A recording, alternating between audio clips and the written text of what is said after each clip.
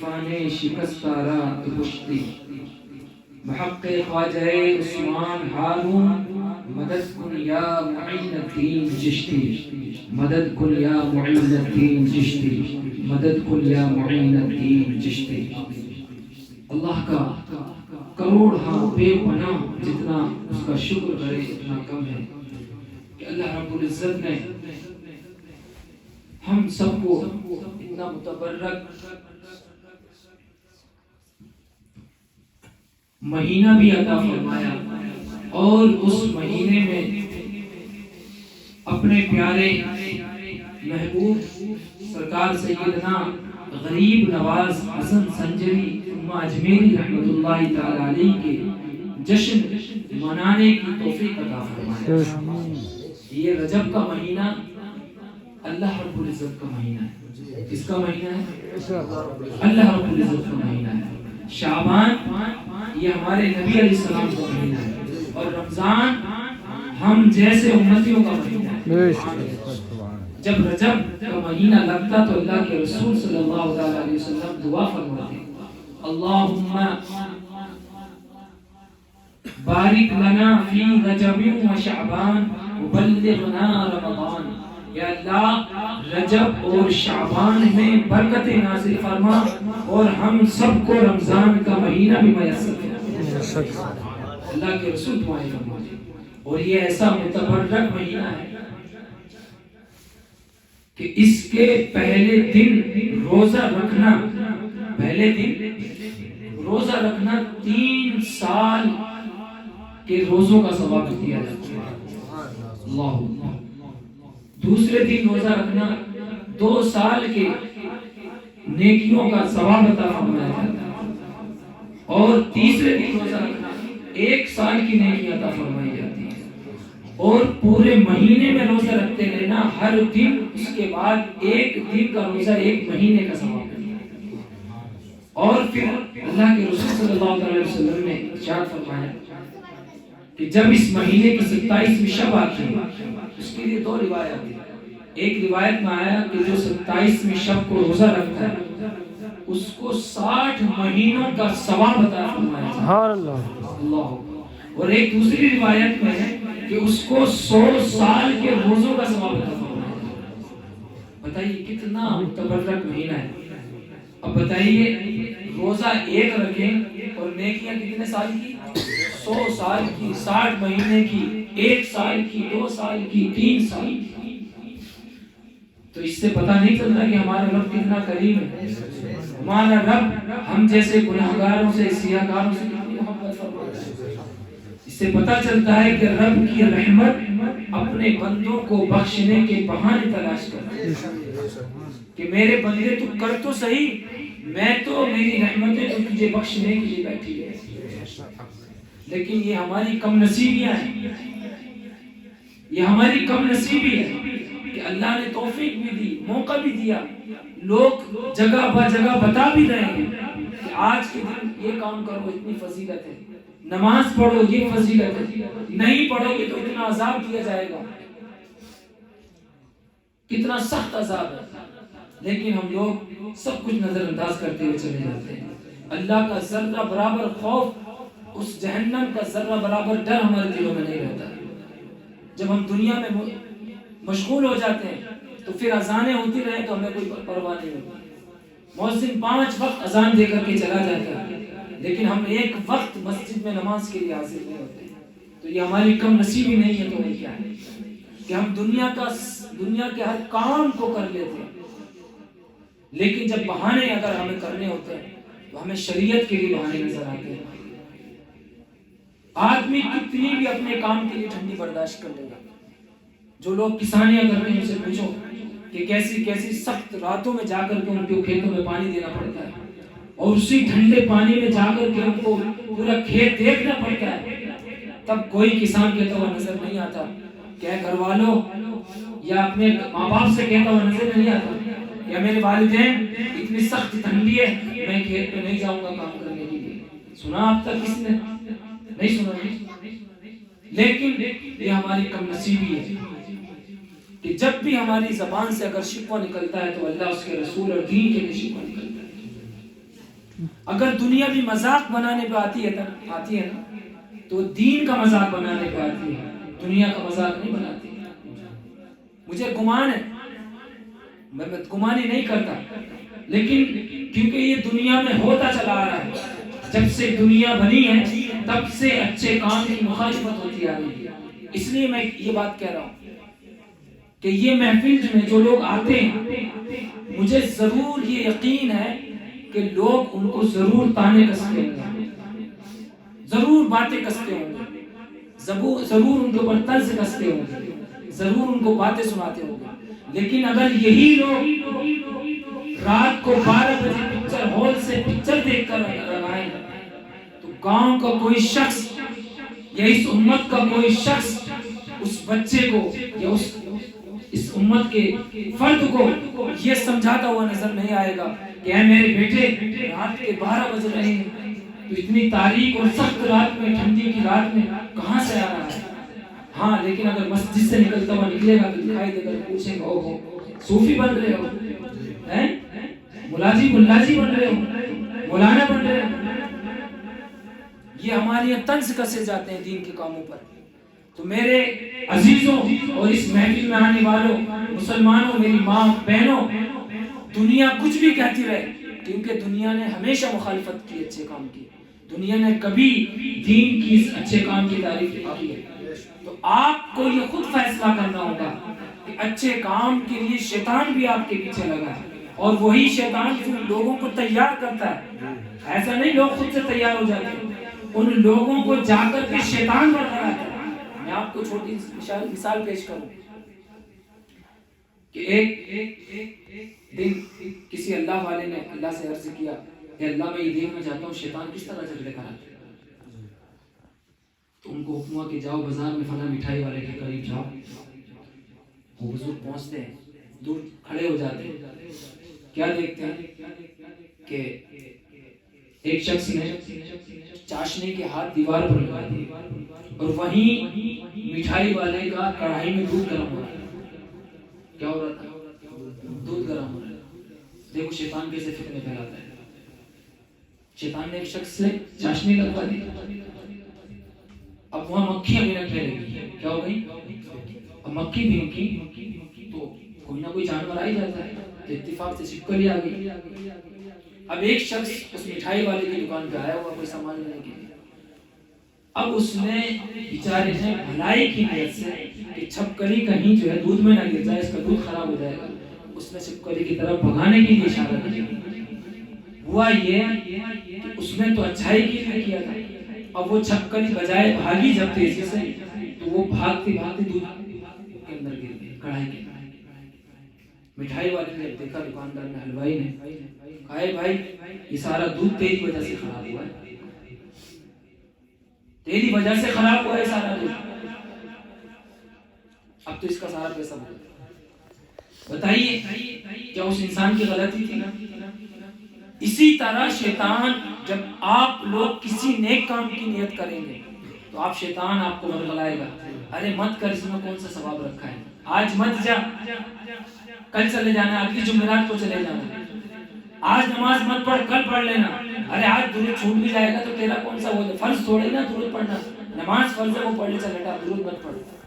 یاد جانو کہ جو لوگ ہمیشہ سرکار علیہ السلام کی بارگاہ میں درود و سلام کے نذرانے پیش کرتے ہیں نا، پھر اللہ کے رسول صلی اللہ تعالی علیہ وسلم ہم جیسے بے وفا نہیں ہیں کہ سرکار نے ہمیں نماز کا حکم دیا تو ہم نماز نہیں پڑھتے، سرکار نے ہمیں روزے کا حکم دیا تو ہم روزے نہیں رکھتے، سرکار نے ہمیں زکوٰۃ کا حکم دیا تو ہم زکوٰۃ ادا نہیں کرتے.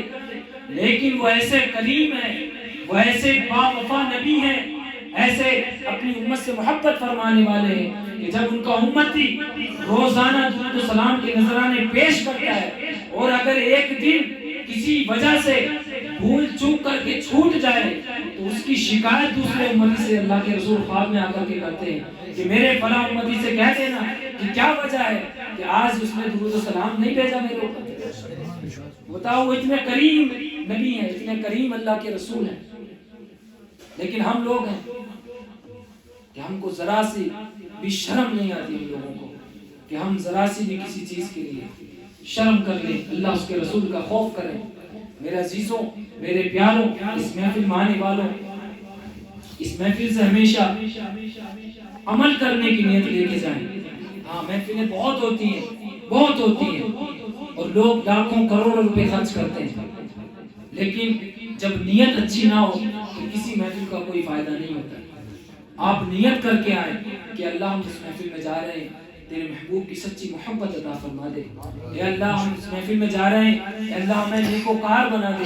اے اللہ ہم اس محفل میں جا رہے ہیں تیرے محبوب کے درود پاک کی محفل میں جا رہے ہیں، اللہ ہمیں پنج وقتہ نمازی بنا دے. اے اللہ ہمیں روزہ رکھنے والا بنا دے. ہاں اس طرح کی نیتیں کر کے آپ چلیں، پھر دیکھو آپ کے گھروں میں کیسی برکتیں ہوتی ہیں. ہاں کبھی شکوہ نہ کریں. آئیے محفل کو آگے بڑھاتے ہوئے کیونکہ وقت کافی ہو گیا. ایک حدیث پاک پڑھ لیتے ہیں، اس کے بعد انشاءاللہ سرکار خلیل نواز کی بارگاہ میں مختصر سا خراج عقیدت پیش کریں گے. تو سرکار کے پسینہ مبارک کا ذکر چل رہا ہے. حضرت مسلم رحمۃ اللہ علیہ حضرت انس رضی اللہ تعالی عنہ سے روایت کرتے ہیں کہ رسول پاک صاحب الاولاد صلی اللہ تعالی علیہ وسلم فرماتے ہیں کہ ہمارے یہاں تشریف لائے. حضرت انس کیا فرماتے ہیں کہ اللہ کے رسول صلی اللہ تعالی علیہ وسلم ہمارے یہاں تشریف لائے اور قیلولہ فرمایا، یعنی اللہ کے رسول آرام فرمانے لگے. تو گرمی کے ایام تھے، آپ صلی اللہ علیہ وسلم کو پسینہ آیا. حضرت انس کی والدہ نے ایک شیشی لی اور پسینہ مبارک پہنچ کر اس شیشی میں ڈال دیا. سبحان اللہ. جس سے حضور صلی اللہ علیہ وسلم کی نیند کھل گئی، آپ بیدار ہو گئے.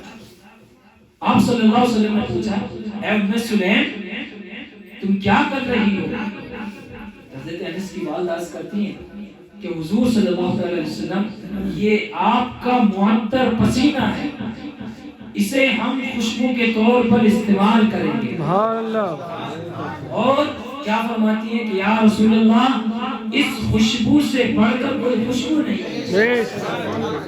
کیا ایمان تھا صحابہ کرام کا، ان صحابیات کا کیا ایمان تھا، کیسا عقیدہ تھا ان لوگوں کا. ایک شعر اس گناہگار بدتر میں آقا رسول صلی اللہ علیہ وسلم کی شان میں لکھا تھا کہ معطر ہیں وہ گلیاں آج بھی ان کے پسینے سے، معطر ہیں وہ گلیاں آج بھی ان کے پسینے سے، ارے کوئی پہچانے تو خوشبو محمد کے پسینے کی، کوئی پہچانے تو خوشبو محمد کے پسینے کی. ارے ہمیں جب پہچان ہی نہیں اللہ کے رسول کے پسینے میں کیا خوشبو تھی تو ہم کیسے سمجھیں کہ یہ خوشبو جا رہی ہے اللہ کے رسول کی ہے یا کسی دکاندار کی ادھر کی خوشبو. اگر خوشبو آئے گی تو ہم سوچیں گے کسی دکاندار کی یہاں سے آ رہی ہے یا کسی نہیں دل لگایا وہاں سے آ رہی ہے. ہمیں پہچان ہی نہیں تو ہم کیسے پہچانیں گے کہ اللہ کے رسول کے پسینے کی کیا خوشبو معطر ہے. یعنی آج بھی وہ گلیاں مہکتی ہیں، آج بھی مدینے کے گلی کوچے اللہ کے رسول صلی اللہ علیہ وسلم کے پسینے مبارک اور آپ کے جسم اقدس کے کی خوشبو سے وہ گلیاں مہکتی ہیں. تو معطر ہیں وہ گلیاں آج بھی ان کے پسینے سے، کوئی پہچانے تو خوشبو. تو اللہ رب العزت نے ہمارے پیارے نبی علیہ السلام کو یہ اتنے اجازت عطا فرمائے اور اللہ رب العزت ہم سب کو آقا علیہ السلام کی سچی محبت عطا فرمائے اور جو عشق جو صحابہ کرام کا تھا اللہ ہمیں اس کا صدقہ عطا فرمائے. شاعر کہتے ہیں، شاید کہ یہ شعر بریلی شریف کا ہے کہ خواجہ ہند و دربار ہے اعلیٰ تیرا، خواجہ ہند و دربار ہے اعلیٰ تیرا، کبھی محروم نہیں مانگنے والا تیرا. آج ہم سرکار غریب نواز سے بھیک مانگنے کے لیے بیٹھے ہوئے کہ یا غریب نواز آپ کے در سے کوئی خالی لوٹتا ہی نہیں ہے. تو آج یہ سارے دیوانے اور ان دیوانوں کے ساتھ یہ گناہگار بھی حاضر ہے یا غریب نواز، آج حسنین کریمین کا صدقہ عطا فرمائے. اور سرکار غریب نواز حسنی سید بھی ہیں، حسینی سید بھی ہیں. آپ کو دونوں طرف کی نسبت حاصل ہے، آپ حسنی اور حسینی دونوں سید ہیں الحمدللہ. تو سرکار غریب نواز بڑے کریم ہیں اور سلطان الہند ہے. کون ہے؟ سلطان الہند سارے ہندوستان کے اولیاء اللہ کے آپ سلطان بادشاہ ہیں. یہی وجہ ہے کہ ظاہر میں حکومت کوئی بھی کرے, ظاہری حکومت کوئی بھی کرے, لیکن سکہ جو چلتا ہے وہ غریب نواز کا چلتا ہے. یہ سارا ہندوستان کا مسلمان اور جو غریب نواز سے محبت رکھتے ہیں وہ مسلمان جانتے ہیں کہ ظاہری حکومت کسی کے بھی سپرد کر دی جائے, لیکن جب وہ کرسی پر بیٹھتا ہے تو پہلے اپنا ماتھا سرکار غریب نواز کی بارگاہ میں ٹیکنے کے لیے اسے پتا ہے کہ اگر حکومت ہندوستان میں کرنی ہے تو پہلے غریب نواز کی غلامی حاصل کرنی پڑے گی, پہلے غریب نواز کے در کی چوکھٹ کی جو ہے حاضری لگانی پڑے گی. جب ان کے یہاں حاضری ہوگی تب حکومت ظاہر ہوگی. اسی لیے ایک انگریز جب ہندوستان گھومنے کے لیے آیا اور گھوم کر کے ہندوستان سے جب جانے لگا تو کہا لوگوں دنیا میں حکومت تو بادشاہ کرتے ہیں, دنیا میں حکومت تو زندہ لوگ کیا کرتے ہیں, لیکن میں نے ہندوستان دنیا کا ایک ایسا ملک دیکھا ہے کہ جہاں پر ایک قبر ہے, اس قبر کے اندر جو عاشق رسول اور جو اللہ کے رسول کا شہزادہ لیٹا ہوا ہے, کہ سارے ہندوستان پر اگر حکومت کرتا ہے تو وہ سلطان الہند کیا کرتا ہے. سرکار غریب نواز ہے. بتائیے ایک یہودی ایک کافر کو سمجھ میں آ گیا کہ اگر ہندوستان میں کوئی حکومت کرتا ہے تو وہ سرکار غریب نواز ہے, جن کے در کی حکومت ساری ہندوستان میں چلا کرتی ہے. شاعر کہتے ہیں زہے نصیب دو گنا عروج حاصل ہے, یہ نہ کہتے ہیں نا دو گنا یعنی ڈبل, یعنی زہے نصیب دو گنا عروج حاصل ہے, ادھر میرے شہ جینا ادھر غریب نواز. یعنی ایک طرف سرکار جینا سرکار عبدالقادر جیلانی بغدادی غوث پاک کا فیضان ہے, ایک طرف سرکار غریب نواز کا فیضان جاری ہے. تو کہتے ہیں کہ زہے نصیب دو گنا عروج حاصل ہے, ادھر میرے شہ جینا ادھر غریب نواز. اور خبر نہیں کہ غریبوں کا حشر کیا ہوتا,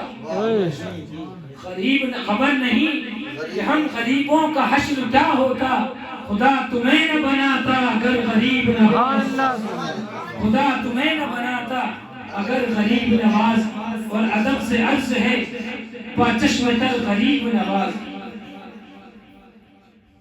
ادب سے عرض ہے بچشم تر غریب نواز, ادھر بھی ایک اچھتی نظر غریب نواز. اور کہتے ہیں کہ بہت دنوں سے ہے ذوق سفر غریب نواز, بہت دنوں سے ہے ذوق سفر غریب نواز.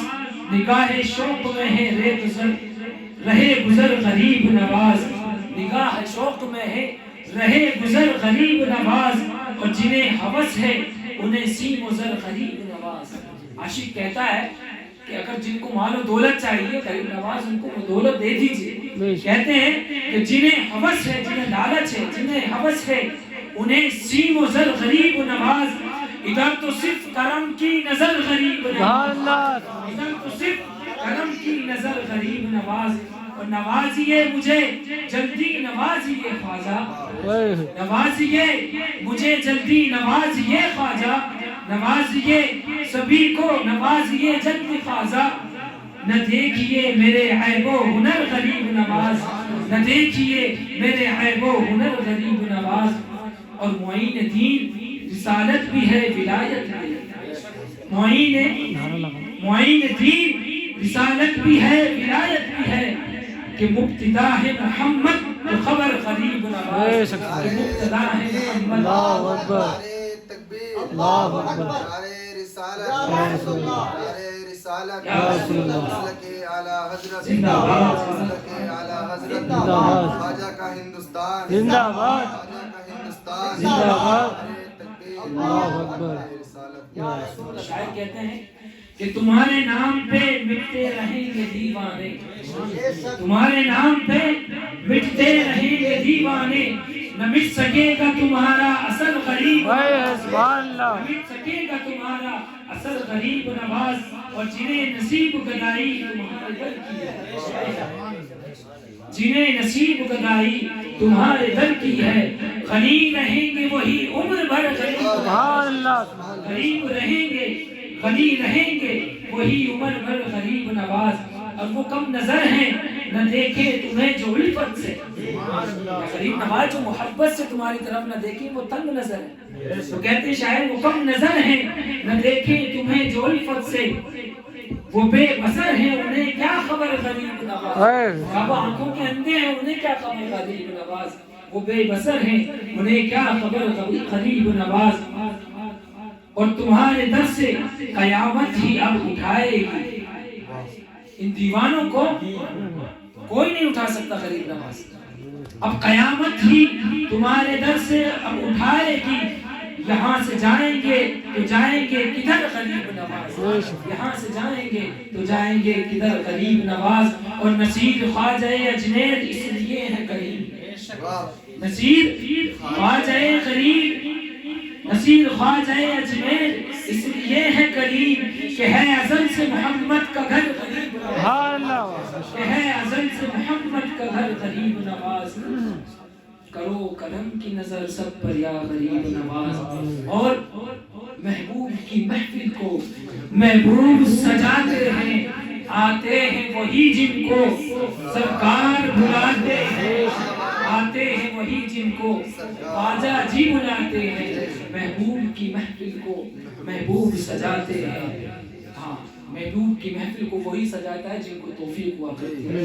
ہاں دنیا میں کتنے لوگ ہیں، کتنے مسلمان ہیں جو بے فکر اور چین کی نیند سو رہے ہیں، ان کو پتہ ہی نہیں کہ آج اتنا بڑا اللہ کا ولی سرکار غریب نواز کا عرس منایا جا رہا ہے، اور صرف ہندوستان میں نہیں پوری دنیا میں لوگ سرکار غریب نواز کے چرچے کیا کرتے ہیں۔ ہاں میرے عزیزوں، میرے پیاروں، یہی سرکار غریب نواز ہے کہ جن کا وہ مقام ہے کہ جب آپ آقا علیہ السلام کی بارگاہ میں حاضر ہوتے ہیں تو آقا علیہ السلام کی بارگاہ سے آپ کے سلام کا جواب دیا جاتا ہے۔ ہاں یہ کوئی معمولی شخصیت نہیں ہے غریب نواز، اور عطائے رسول اسی لیے کہا جاتا ہے کہ جب آپ آقا علیہ السلام کی بارگاہ میں حاضر ہوئے تو آپ کو حکم ہوا کہ اے میرے بیٹے معین الدین جاؤ، تمہیں جو ہے ہندوستان کی سلطانیت عطا کی جاتی ہے،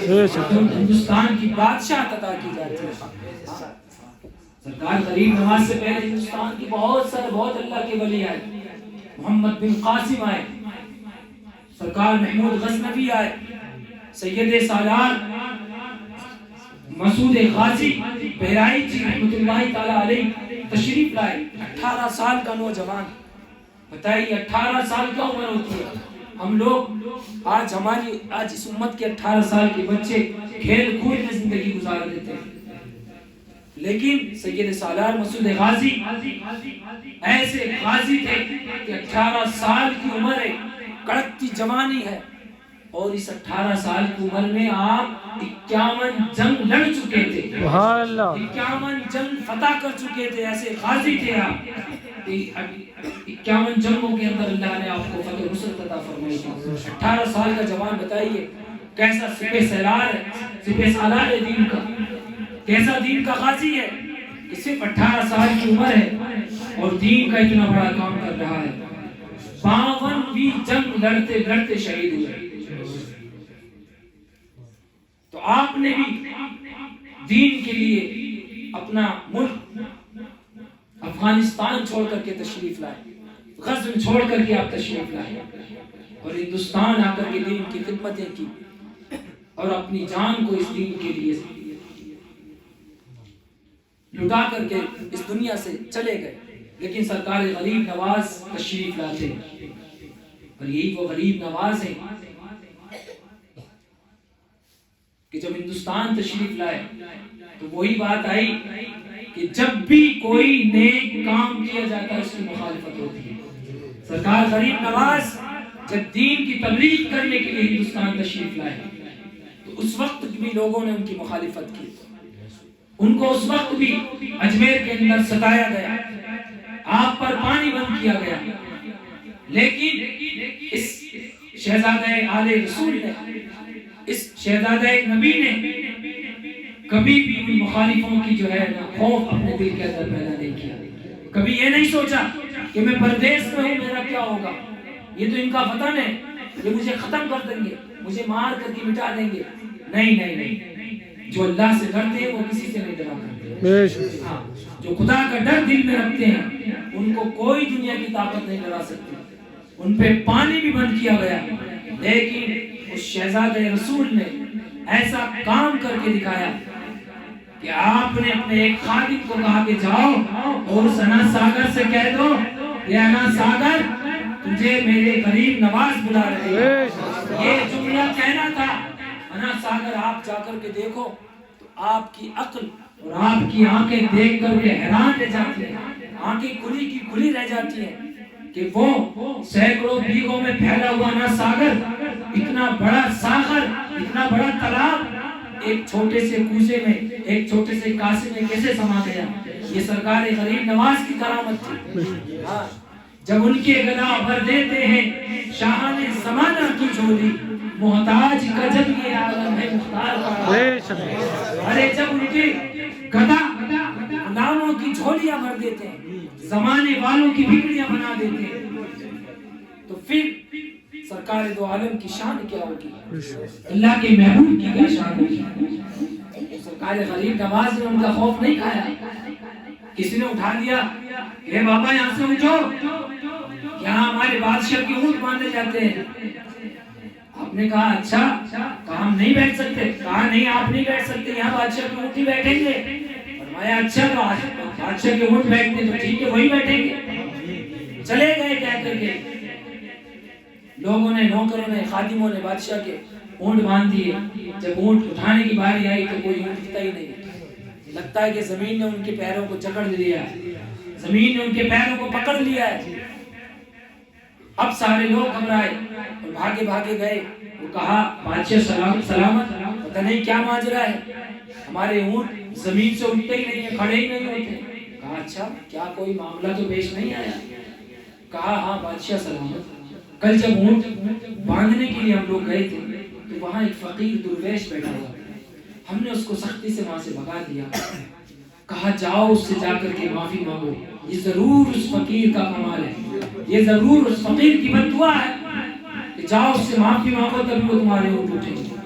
یعنی اس زمانے کا کافر بھی جانتا تھا کہ اللہ کے ولیوں کو اللہ کیسی طاقت و پاور عطا کرتا ہے. تو خادم گئے، بادشاہ کے غلام گئے اور جا کر کے کہا حضور ہم سے غلطی ہو گئی، ہمیں معاف کر دیں. کہا کہ چل جاؤ ہمارے اونٹ اٹھ جائیں. جا کر کے دیکھا تو اونٹ کھڑے ہونے لگے. یہ غریب نواز ہے. لوگ آج پیری مریدی کے خلاف زبان درازی کرتے ہیں. لوگ کہتے ہیں اس پیری مریدی سے کیا ہوتا ہے، اس پیری مریدی سے کیا ہوتا ہے. لوگ پیر مریدی کرتے پھرتے گلے پیچھے میں، گاؤں گاؤں میں، قریہ قریہ، بستی بستی کے اندر. میں اچھے پیروں کی بات کر رہا ہوں، فرضی پیروں کی بات نہیں کر رہا. جو بیٹھ جاتے ہیں گھروں میں آ کر کے پتہ لگتا ہے کہ ایک ہفتہ انہوں نے نماز ہی نہیں پڑھی، ایک ہفتہ ان کے چہرے پہ پانی نہیں پڑا، انہوں نے نماز تو کیا اللہ کا نام تک نہیں لیا پورے ہفتے میں. اور لوگ دنیا والے ان سے خوش ہوتے ہیں، لوگ ان کی تعریفیں کرتے ہیں، لوگ ان کے پاس جمع ہو جاتے ہیں، لوگ ان سے پتہ نہیں کیسے جو ہے متاثر ہو جاتے ہیں، لوگ ان کے قریب کیسے ہو جاتے ہیں.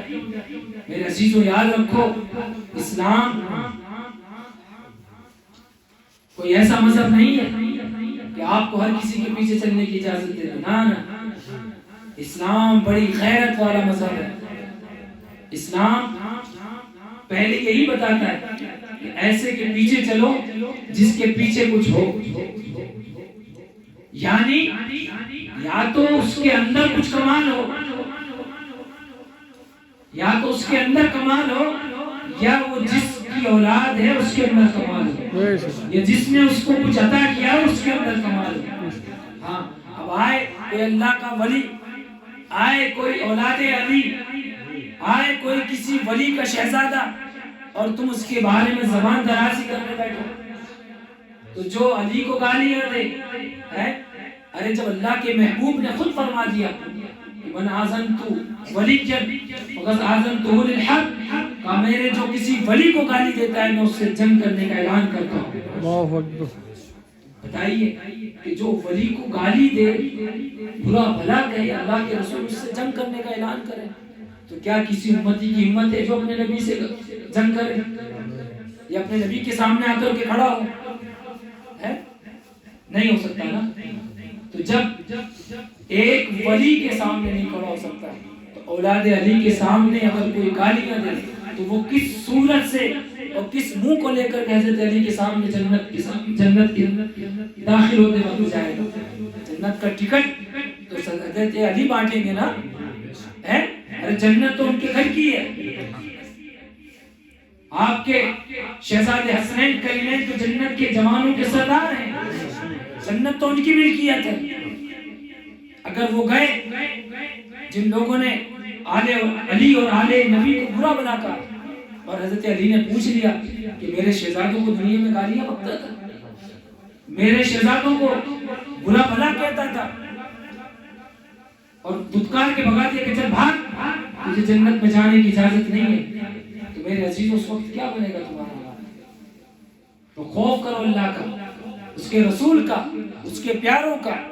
ہاں یہی وہ بندے ہیں کہ جنہوں نے ہمیں دین عطا کیا ہے۔ ہاں یہی وہ غریب نواز ہیں کہ جب یہ پیری مریدی لے کر کے آئے، اور یہ پیری مریدی کوئی آج سے نہیں، یہ پیری مریدی سرکار علیہ السلام سے 28واں پارہ اٹھا کر کے دیکھو، یا ایھا النبی اذا جاءک المؤمنات یبایعنک علی الا یشرکن باللہ، اس بیعت کا ذکر قرآن پاک کے اندر ہے، اس مرید ہونے کا ذکر۔ ہاں اللہ کے رسول صحابہ کرام اس کو مرید کیا کرتے تھے کہ آؤ میرے ہاتھ پر بیعت کرو اس چیز کے لیے کہ آج کے بعد اللہ کی بارگاہ میں کسی کو شریک نہیں ٹھہراؤ گے۔ لیکن یہ نظام اسلام رہا ہے کہ جس نے دین کی خدمت کی، جس نے دین پھیلانے کی کوشش کی، جس نے اس امت کے اندر نیک کام کیے، لوگوں نے ان کی مخالفت کی، لوگوں نے ان کو ستایا، لوگوں نے ان کو تکلیفیں دی۔ خود آقا علیہ السلام جب دین کی تبلیغ کرنے کے لیے کون سا گاؤں تھا؟ طائف کے بازار میں گئے اور آپ نے اعلان نبوت کیا، تو کیا وہاں کے لوگوں نے آقا علیہ السلام کی مخالفت نہیں کی؟ کیا ہمارے نبی کو ستایا نہیں گیا؟ میرے عزیزوں یہ اتنا دردناک واقعہ ہے کہ ہم لوگ گناہ کرتے کرتے اتنے سخت ہمارے دل ہو گئے کہ ہمیں رونا بھی نہیں آتا ایسے واقعوں کا۔ آقا علیہ السلام کو طائف کے لوگوں نے اتنا ستایا، اس قدر ظلم ڈھایا، آپ پر اتنی سنگریزیاں کی، اتنے پتھر برسائے کہ آقا علیہ السلام کا خون بہتے بہتے آپ کی جوتیاں خون سے بھر گئی۔ بتائیے یہ دین ہم تک پہنچانے کے لیے اللہ کے رسول نے کتنی اذیت برداشت کی۔ آقا علیہ السلام لہو لہان ہو گئے، لیکن آج اس امت کا ایک ایک فرد، آج اس امت کے لوگ، ہم جیسے لوگ جب نماز کے لیے کہا جائے تو ہم بہانہ کرتے ہیں کہ ہمارے کپڑے پاک نہیں ہیں، ہم بہانہ کرتے ہیں کہ ٹھنڈی بہت ہے، ٹھنڈا پانی ہے، گرم پانی نہیں ہے۔ میں نے دیکھا ہے کہ جن کے گھروں میں گرم پانی بھی ہو جائے اللہ ان کو بھی نماز کی توفیق نہیں دیتا ہے۔ میرے عزیزوں جب تک تم نیت نہیں کرو گے جب تک اللہ تمہیں بھی توفیق نہیں دے گا۔ تو آقا علیہ السلام کو طائف کے اندر ستایا گیا، کتنا ستایا گیا کہ آپ کو لہو لہان کر دیا گیا، آپ خون سے بھر گئے۔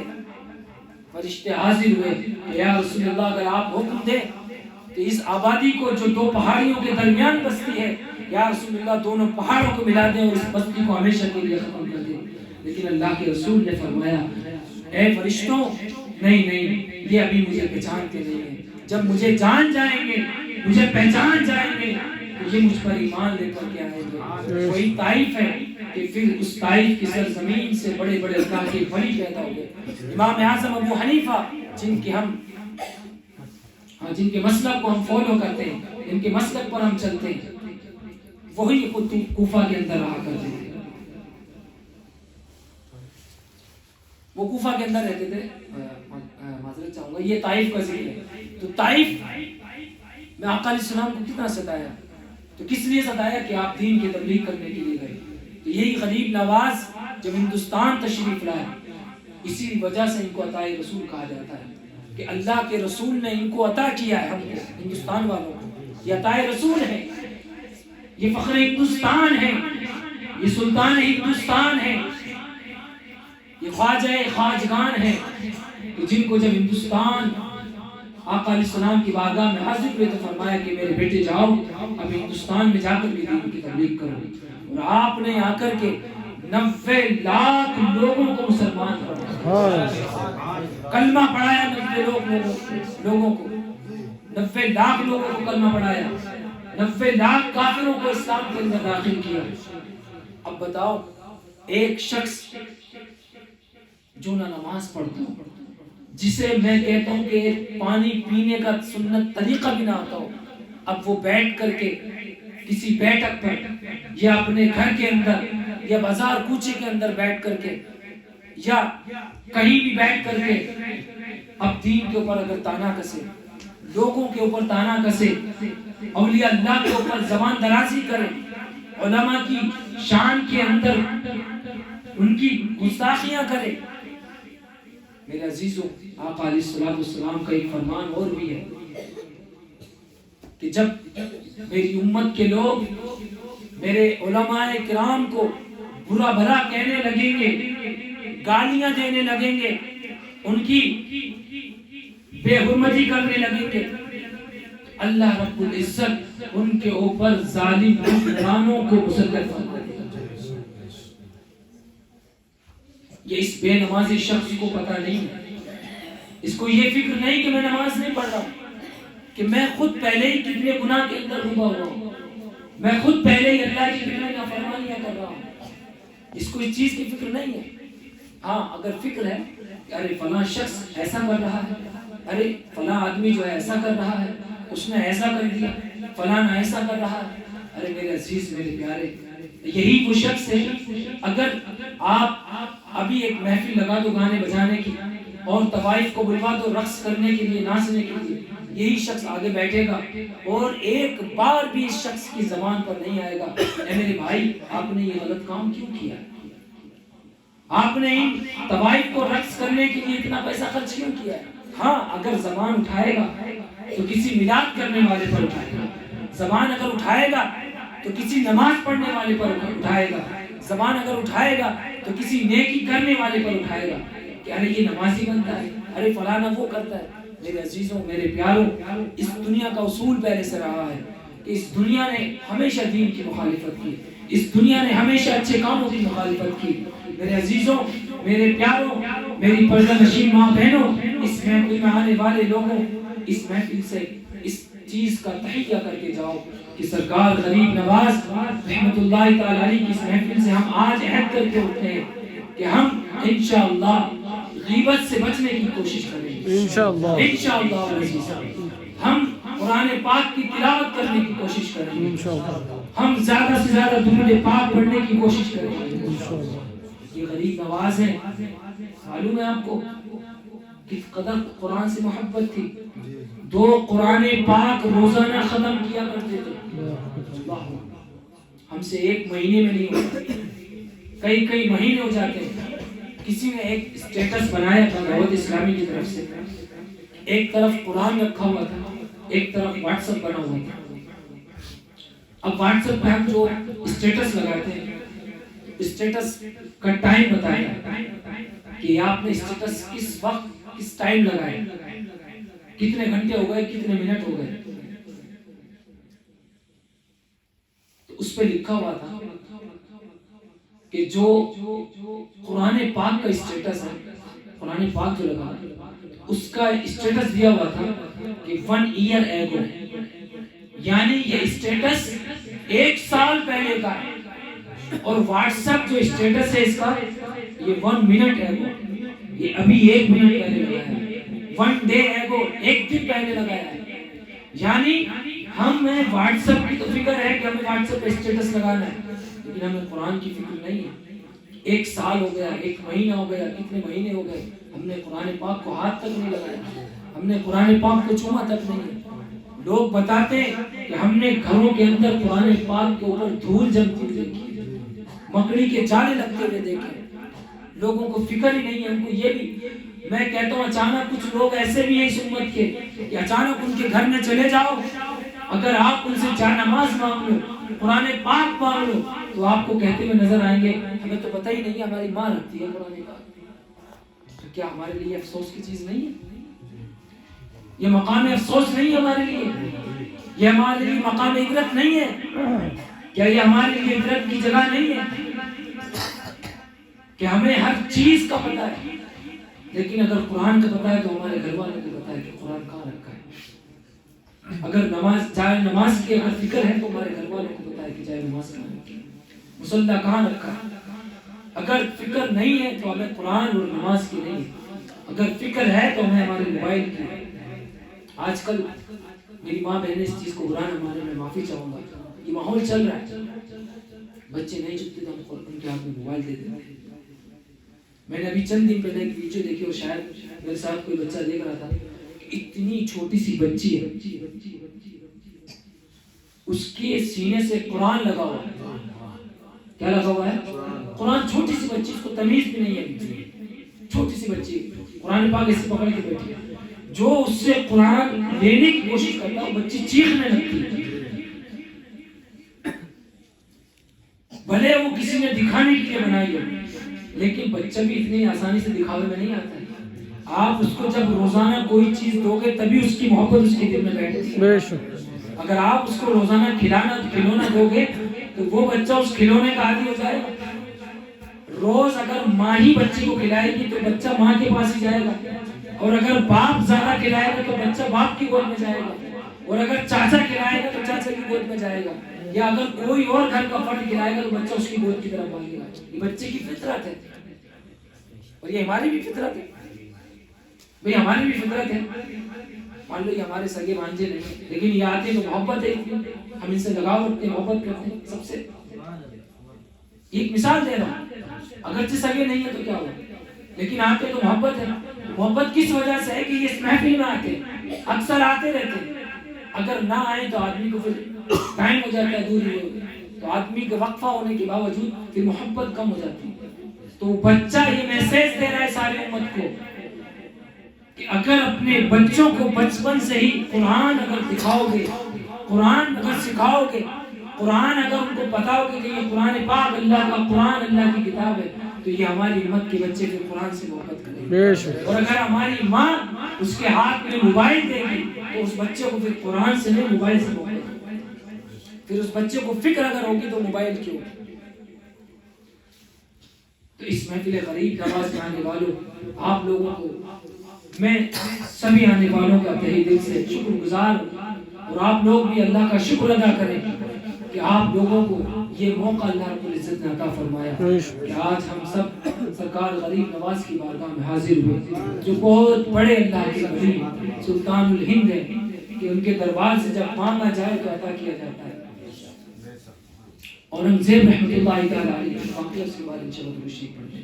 اورنگزیب رحمۃ اللہ تعالی علیہ جب سرکار غریب نواز کی بارگاہ میں حاضر ہوتے ہیں تو دیکھا کہ بہت سارے فقیر سرکار غریب نواز کے دربار کے باہر ہاتھ پھیلا کے مانگ رہے ہیں, یا خواجہ یہ دے دے, یا خواجہ مال دے دے, یا خواجہ دولت دے دے.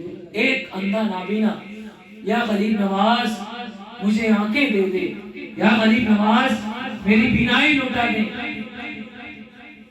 اپنے وقت کا بادشاہ, ہندوستان کا بادشاہ اورنگزیب رحمۃ اللہ تعالی اللہ کا ولی ہے نا, یہ معیار ہوتا دیکھو اللہ کا ولیوں کا, کہ آپ کا معیار تھا کہ آپ جس مزار پہ حاضر ہوتے اور سلام کرتے, اگر سلام کا جواب آ جاتا قبر سے آپ فاتحہ پڑھتے, اور اگر سلام کا جواب نہیں آتا تو فرماتے اس مٹی کے ڈھیر کو توڑ کر کے الگ کر دو, ختم کر دو اس کو, کوئی ضرورت نہیں ایسی قبروں کی جس کو جو ہے اورنگزیب کو سلام کا جواب نہ آتا ہو, ایسی قبروں کو توڑ کر کے ختم کر دو. ایسے اللہ کے ولی جب ہوتے تھے پھر امت بھی جو ہے نا, امت کے اندر پھر نیکوکار لوگ ہوا کرتے تھے. تب 700 800 900 سال حکومت چلا کرتی تھی, لیکن جب مسلمانوں نے اپنا رویہ بدل دیا, جب دنیا سے لو لگا دی, تو اللہ نے کہا ٹھیک ہے, جب دنیا کی طرف جا رہے ہو, جب میرے دین سے کوئی مطلب نہیں ہے تو ٹھیک ہے, پھر اذیتیں اٹھاؤ دنیا کی, پھر اٹھاؤ پریشانیاں دنیا کی, میں تمہارے اوپر ایسے ظالموں کو مسلط کر دوں گا کہ تم رو گے، پکارتے پھرو گے، پھر تمہاری کوئی پرسان حال تمہارا پرسان حال نہ ہوگا، تمہاری دعا کو کوئی سننے والا نہ ہوگا۔ اس گھر کو آگ لگ گئی، گھر کے چراغ سے، یہ شعر کس نے جو کہا سے کہا، دل کے پھپھولے جل اٹھے سینے کی داغ سے، اس گھر کو آگ لگ گئی گھر کے چراغ سے۔ ہم نے اللہ کی نافرمانی کی تو اللہ نے بھی کر دیا، ٹھیک ہے چلو، اللہ تو خود فرماتا ہے نا حدیث پاک مشکاہ شریف کی حدیث کہ اگر میرے کام کرو گے تو میں تمہارے کام کروں گا، اور اگر میرے کام نہیں کرو گے ٹھیک ہے میں بھی تمہارے کام نہیں کروں گا۔ آج ہم دعائیں مانگتے ہیں، کیوں قبول نہیں ہوتی؟ ہم قرآن پاک پڑھ کے دعا مانگتے ہیں تو اللہ کا کلام ہے، ہم نماز پڑھتے ہیں جو اللہ کے لیے پڑھی جاتی ہے، اس کے بعد دعا مانگتے ہیں قبول نہیں ہوتی۔ درود پاک جس کو کہا جاتا ہے کہ اس کو پڑھ کے دعا مانگو قبول کر لی جائے گی، لیکن ہمیں پھر بھی اثر نہیں دکھتا، کیوں؟ یا تو ہم رزق حلال نہیں کھا رہے، یا پھر جو ہے ہمارے نافرمانی اتنی ہو گئی کہ اللہ ہم سے ناراض ہو چکا۔ تو یہ سرکار اورنگزیب علیہ رضوان ہے، اس نابینا سے پوچھتے ہیں اے فقیر یہ بتا کب سے تو یہاں پر آ کے مانگ رہا ہے؟ کہا مجھے بہت سال ہو گئے۔ کہا تجھے خواجہ کے در سے آنکھیں نہیں آتا ہوتی؟ کہا نہیں حضرت بابا، ہم سے کیا پتا کون آیا بادشاہ وقت سے کون؟ کہا نہیں بابا مجھے تو نہیں ملی۔ کہا دیکھ میں ابھی حاضری دینے آیا ہوں اور میں بادشاہ وقت اورنگزیب اور میں فاتحہ پڑھ کے آتا ہوں، اور اگر تیری بینائی نہیں ہوتی، تیری آنکھیں واپس نہیں آئی تو تیرا سر ہوگا اور اورنگزیب کی تلوار ہوگی۔ آپ گئے اور سرکار غریب نواز سلطان ہند عطا رسول کی بارگاہ میں حاضری دی، اور آپ نے حاضری دے کر جب واپس لوٹے تو دیکھا کہ وہ نابینا جو ابھی تھوڑی دیر پہلے غریب نواز سے آنکھیں مانگ رہا تھا، غریب نواز سے اپنی آنکھوں کی بینائی، اپنی آنکھوں کی روشنی کا طلب کر رہا تھا، دیکھا کہ وہ آنکھیارا ہو چکا ہے، اس کی آنکھوں میں روشنی لوٹ آئی ہے۔ اورنگزیب علیہ رضوان نے فرمایا کہ اے لوگوں تم اس در سے اس طرح کی بھیک مانگتے ہو، ارے دل سے لو لگا کر کے غریب نواز سے مانگو گے تو وہ تمہیں عطا فرما دے گا۔ یہ اپنے وقت کے بادشاہ اورنگزیب علیہ الرحمن نے ہم لوگوں کو درس دیا کہ اے لوگوں اگر غریب نواز کی بارگاہ میں دل لگا کر کے اگر دنیا کے کسی بھی کونے سے مانگو گے تو غریب نواز عطا فرما دے گا۔ یہ اللہ والوں کے لیے دوری نہیں ہے، یہ دوری ہمارے اور آپ کے لیے ہے۔ آج ہم یہاں بیٹھ کر کے جشن غریب نواز منا رہے ہیں، انشاءاللہ ہمارا ایمان ہے کہ غریب نواز اپنے اس قبہ سفید کے اندر بیٹھ کر کے ہماری اس محفل کو ملازہ فرمائے، اور ہم سب گناہگار غلاموں پر نظر کرم فرما رہے ہیں۔ تو غریب نواز کا در وہ اعلیٰ در ہے کہ جب مانگا جائے دل کے ساتھ عطا کیا جاتا ہے، جب مانگا جائے لو لگا کر کے پھر غریب نواز اس کو نواز دیتے ہیں، اور ایسا نوازتے ہیں کہ پھر وہ خود اتنا بڑا غریب نواز بن جاتا ہے کہ پھر وہ غریبوں کو غریب نواز بناتا ہے، پھر وہ غریبوں کو عطا کرنے والا بن جاتا ہے۔ غریب آئے ہیں در پر تیرے غریب نواز، کرو غریب نوازی میرے غریب نواز۔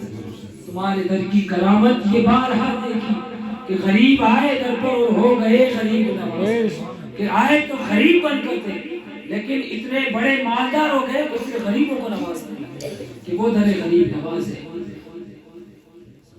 آئیے ہم لوگ سرکار غریب نواز کی بارگاہ میں انشاءاللہ استغاثہ پیش کریں گے، اس سے پہلے آقا علیہ الصلوۃ والسلام کی بارگاہ میں درود و سلام کے نذرانے پیش کرنے کے لیے سبھی لوگ لو لگا لیں اور دو زانو ہو کر کے بیٹھ جائیں ادب اور احترام کے ساتھ۔ اور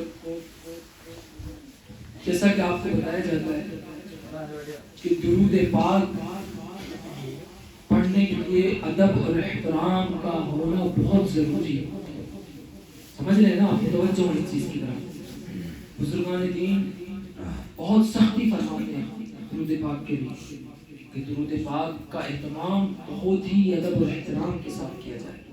درود پاک کوئی معمولی ذکر نہیں ہے، اللہ کے ولیوں نے فرمایا، بزرگوں نے فرمایا، دلائل الخیرات کے اندر اس چیز کا ذکر کیا بزرگوں نے کہ قرآن پاک کے بعد دل کے زنگ اور انسان کے گناہ کو مٹانے والی اگر کوئی چیز ہے تو وہ درود پاک ہے۔ بتائیے کتنا بڑا ذکر ہے کہ قرآن کے بعد اگر ہمارے دلوں سے زنگ کدورت، زنگ گناہ اگر کوئی مٹاتی ہے تو درود پاک ہے۔ تو اس لیے درود پاک کا اہتمام بہت ہی ادب سے کیا کریں، اور جب بھی درود پاک پڑھیں چاہے ایک ہی دفعہ پڑھیں، اتنے ادب سے پڑھیں کہ لو لگائیں سرکار اسلام کے روزے کی طرف، اپنے آپ کا تصور جمائیں گنبد خضرا کی طرف، نگاہوں میں سوچیں گنبد خضرا مجھے دکھائی دے رہا ہے، میں مدینہ شریف میں بیٹھا ہوں، آقا علیہ الصلوۃ والسلام کی بارگاہ میں درود و سلام کے نذرانے پیش کر رہا ہوں، اور آقا علیہ الصلوۃ والسلام میرا درود و سلام خود ملاحظہ فرما رہے ہیں، اور آپ کے مزار انور سے، آپ کے گنبد خضرا سے نور نکل رہا ہے، اور وہ نور ہمارے سینوں میں آ رہا ہے اور ہمارے سینوں کو منور کر رہا ہے۔ اس طرح کا تصور کر کے جب درود پاک پڑھیں گے تب ہمارے دل، ہمارے قلب منور ہو جائیں گے انشاءاللہ۔ آج کی درود پاک پڑھ لیں جو جمعرات کے دن پڑھی جاتی ہے۔ بسم اللہ الرحمن الرحیم، اللہم صلی وسلم وبارک علی سیدنا محمد نبی امی حبیب عالم قدر عظیم جاہ وعلی آلہ وصحبہ وسلم۔ درود پاک پڑھ لیں، اور اگر کسی بھی مسلمان کے تعلق سے آپ کے ذہن میں بدگمانی آتی ہے، یعنی اگر آپ کے ذہن میں کوئی برا خیال کسی مسلمان کے تعلق سے آئے اور آپ کا دل کرے کہ یار میں اس مسلمان سے بات چیت نہیں رکھوں گا، آپ کا دل کرے کہ میں اس مسلمان کے پاس نہیں جاؤں گا، لیکن بظاہر آپ کی کوئی بات نہیں ہوئی، صرف آپ کے دل میں آئی ہے، کسی شخص نے آپ کو آ کر کے بتا دی، اب وہ بتانے والا، چاہے بتانے والے کا جس کے بارے میں بتایا اس کا سگا کتنے ہی سگا کیوں نہ، اس کا قریبی کتنا ہی قریبی کیوں نہ،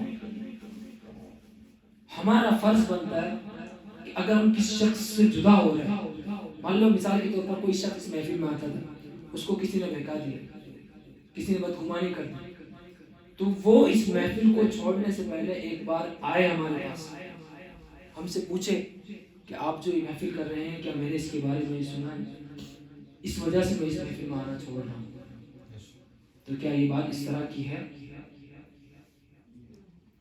تاکہ آپ آ کر کے اس چیز کو کلیئر کریں، نہیں تو آپ جتنے دن تک اس شخص سے دور رہیں گے اور اس کے بارے میں غلط سوچتے رہیں گے، بدگمانی کریں گے، قرآن فرماتا ہے ان بعض الظن اثم، کہ بعض بدگمانیاں گناہ ہیں، یعنی آپ اس مسلمان بھائی کے بارے میں بدگمانی کیے جا رہے ہیں اور وہ مسلمان اس گناہ کے اندر ہے ہی نہیں، اس کے اندر وہ کمی ہے ہی نہیں۔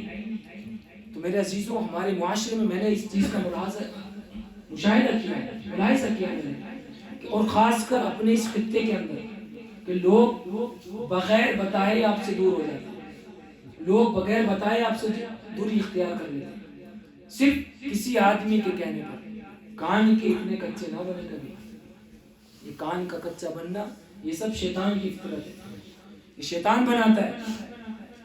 اگر کسی مسلمان سے دوری بھی کرنی ہے، اگر کوئی بدگمانی آ رہی تو آپ جا کر کے اس مسلمان سے پہلے کہیں، اس سے کلیئر کر لیں ڈاؤٹ جو بھی آپ کے ذہن میں آ رہا ہے، کیوں؟ جب تک آپ بات نہیں سنیں گے تب تک آپ کا ڈاؤٹ کلیئر نہیں ہوگا، آپ بدگمان رہیں گے، آپ گناہ کے اندر ملوث ہوتے رہیں گے۔ تو چاہے اس محفل کی بات ہو یا چاہے کوئی بھی محفل کی بات ہو یا کسی امام کی بات ہو، لوگ نماز سے چھوڑ دیتے ہیں، ارے وہ فلاں کہہ رہا تھا امام صاحب ایسا کرتے ہیں، میں نے تو نماز پڑھنی چھوڑ دی، اس نے چھوڑی تو دوسرے کو بتا دیا، دوسرے نے بھی چھوڑ دی، اب دوسرے کا حق کیا بنتا تھا؟ کم سے کم امام صاحب کے پاس جاتا، جا کر کے بات پوچھتا کہ حضرت میں نے ایسا سنا آپ کے بارے میں، کیا ایسا ہے کہ نہیں؟